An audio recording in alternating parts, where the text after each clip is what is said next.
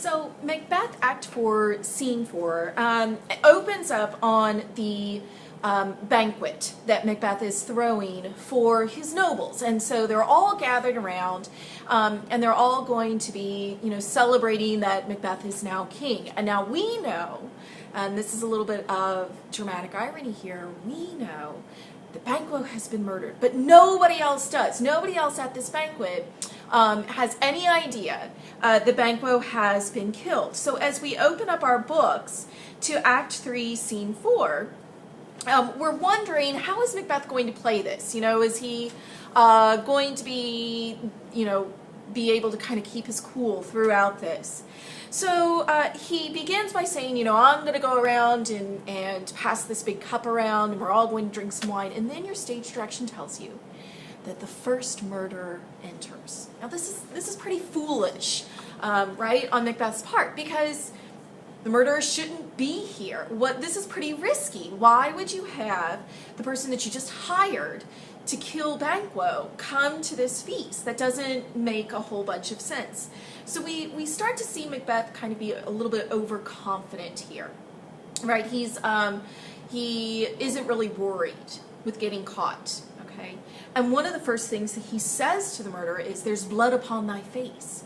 Well, so not only is this murderer here at this banquet, but he has blood on his face. This just seems foolish, okay? It just seems very, very risky. The first murderer tells Macbeth that Banquo was dead. And Macbeth, of course, is very, very pleased with hearing this news. But then he says at line 20, "Most royal sir, Fleance escaped."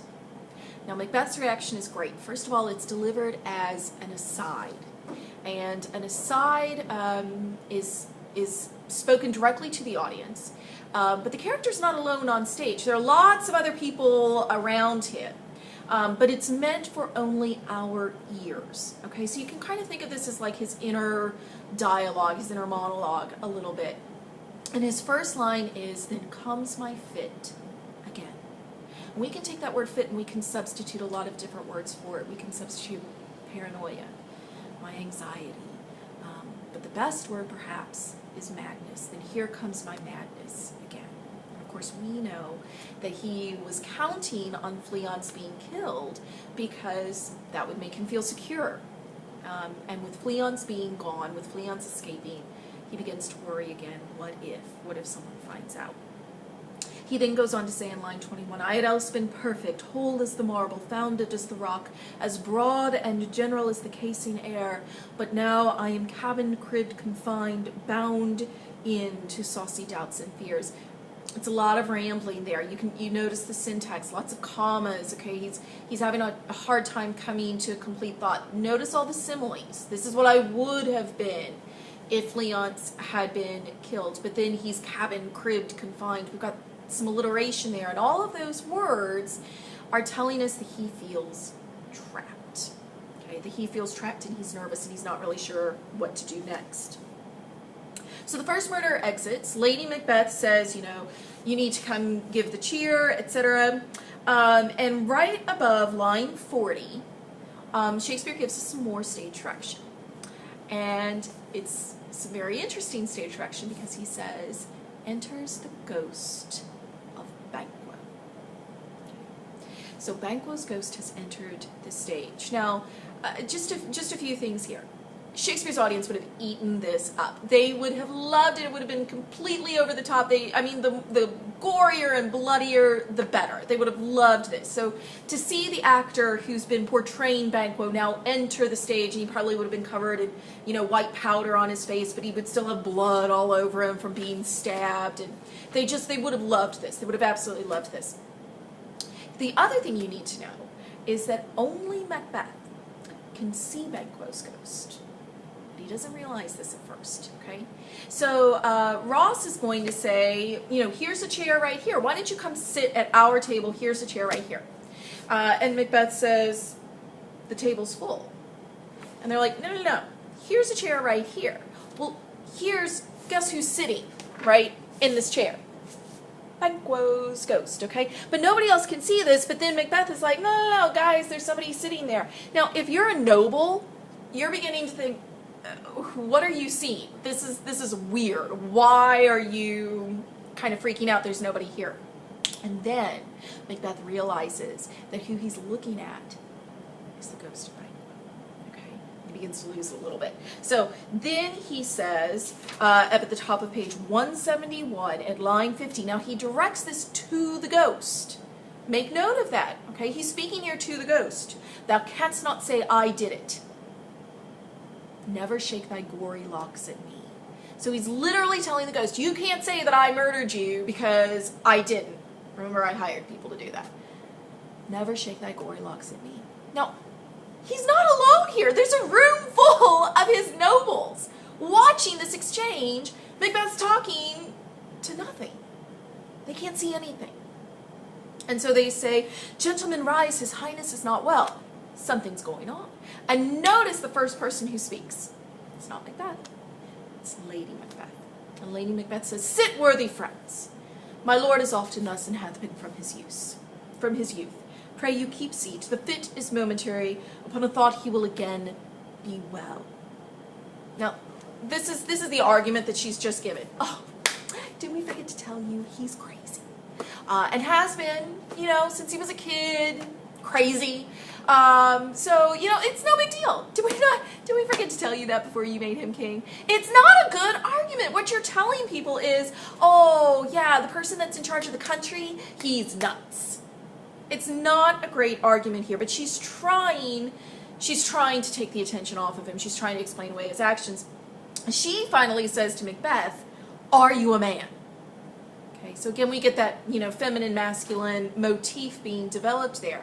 And it makes sense as to why she says this, because it's worked in the past, like provoking him, kind of trying to call him back a little bit by calling into question his manhood. That's all worked before. It's not working now, though.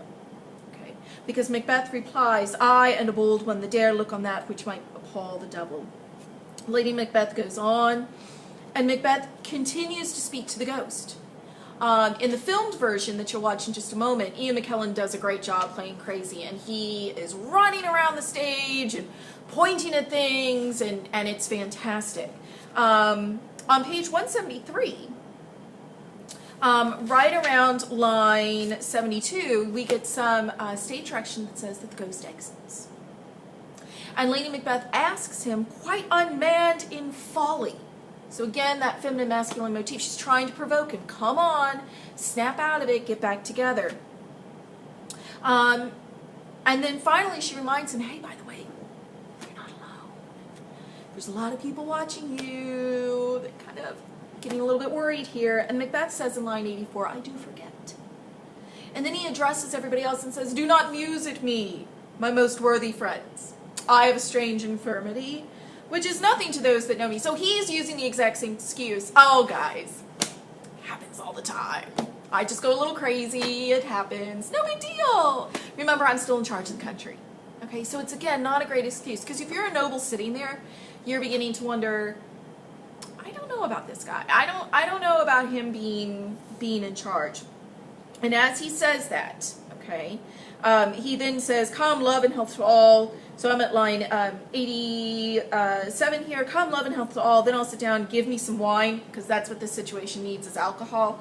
And then the ghost of Banquo enters again. And this is where Macbeth really goes off, okay?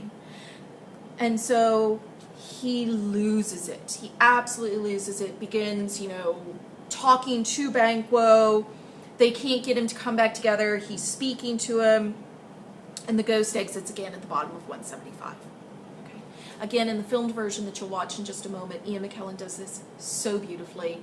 He drools. And the thing that's amazing about the filmed version that you watch is that it's uncut. It's one shot that they do from beginning to end. And so to see Ian McKellen's transformation in about 2.5 minutes is just unreal. So I'm on page 177 now. And Macbeth, he's coming down from seeing the ghost, and he's beginning to wonder, why isn't anybody else reacting in the same way? And so he says, in line 113, even to the disposition that I owe, when now I think you can behold such sights, and keep the natural ruby of your cheeks when mine is blanched with fear. So he's beginning to wonder, how is it that you're not shaken by seeing this ghost? Isn't this, isn't this freaking you out as well? And Ross says, what sights, my lord? And so that's our clue, as well as Macbeth's clue. Nobody else saw this. It's only Macbeth that has seen the ghost here. And it's not Macbeth who answers, but it's Lady Macbeth. And she immediately steps in and says, I pray you speak not. He grows worse and worse. Question enrages him. At once, good night. What Lady Macbeth is now fearful of is that her husband is so mentally unstable that he could confess at any time to their wrongdoing. And that's her fear at this moment. So she literally steps in the film version that you'll watch, it's great. She literally puts her hand over his mouth and says, don't speak. Because now this is going to become her fear. Not just that somebody else will find them out, but that Macbeth will reveal their secret. Macbeth will confess. Okay? Everyone leaves, and Macbeth and Lady Macbeth are left alone. And at the top of 179, Macbeth says, how sayest thou that Macduff denies his person at our great bidding? And the way to paraphrase that best is to learn that Macduff has refused to come to this banquet. And that angers Macbeth quite a bit. Now we know that Macduff has refused to come because he's suspicious of Macbeth. And guess what? Everybody else is now too. Everybody's thinking there's something not quite right. So Macduff is now kind of like person number one on Macbeth's list of people to be suspicious of. And of course the problem there is that if Macbeth is suspicious to you, a lot of times you die. So we know that about Macduff. And now he says in line 130, I hear it by the way, but I will send, there's not a one of them, but in his house I keep a servant feed. So we learn that Macbeth's paranoia is so great, he actually has spies in Macduff's house, and he's going to find out a little bit more. And then he says, I will tomorrow, and betimes I will to the weird sisters. More shall they speak, for now I am bent to know. Okay, so he's going to go back to the witches and try to find out more information, because now he wants to know more. Okay, and so what we see there at the end of this is that Macbeth has completely turned away from God and has sided fully with the supernatural. So go watch the filmed version. It's fantastic. You'll love it. And then be prepared for that Act 3 quiz that will occur tomorrow.